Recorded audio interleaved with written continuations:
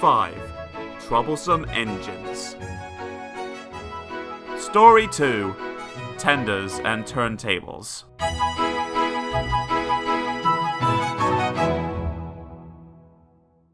The big stations at both ends of the line each have a turntable. The Fat Controller had them made so that Edward, Henry, Gordon, and James can be turned round. It is dangerous for tender engines to go fast backwards. Tank engines like Thomas don't need turntables. They can go just as well backwards as forwards. But if you heard Gordon talking a short while ago, you would have thought that the Fat Controller had given him a tender just to show how important he was. "You don't understand, little Thomas," said Gordon. "We tender engines have a position to keep up. You haven't a tender, and that makes a difference. It doesn't matter where you go, but we are important. And for the Fat Controller to make us shunt trucks, fat coaches, and go on some of those dirty sidings, it's not the proper thing." And Gordon puffed away in a dignified manner. Thomas chuckled and went off with Annie and Clarabelle. Arrived at the terminus, Gordon waited till all the passengers had got out. Then, groaning and grumbling, he shunted the coaches to another platform. "Disgraceful!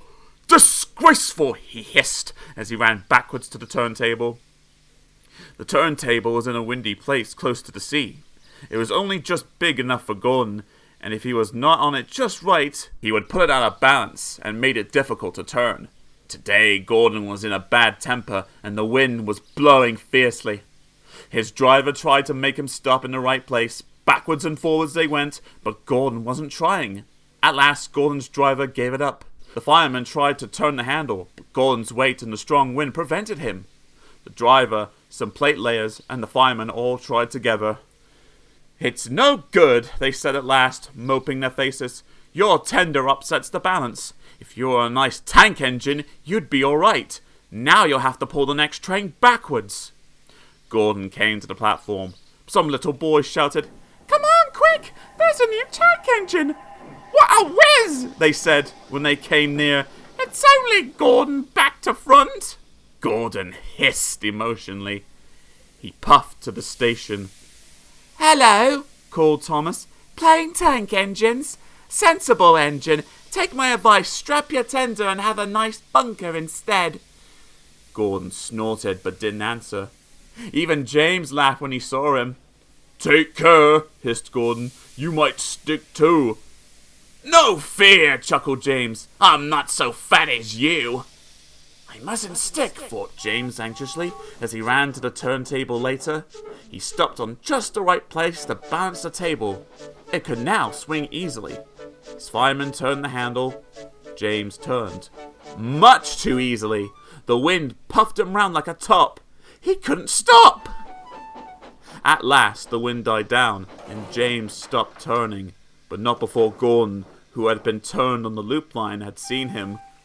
Well, well," he said, "are you playing roundabouts?" Poor James, feeling quite giddy, rolled off to the shed without a word. That night, the three engines had an indignation meeting. "It's shameful to treat tender engines like this. Henry gets whooshed by elephants. Gordon has to go backwards and people thinks he's a tank engine.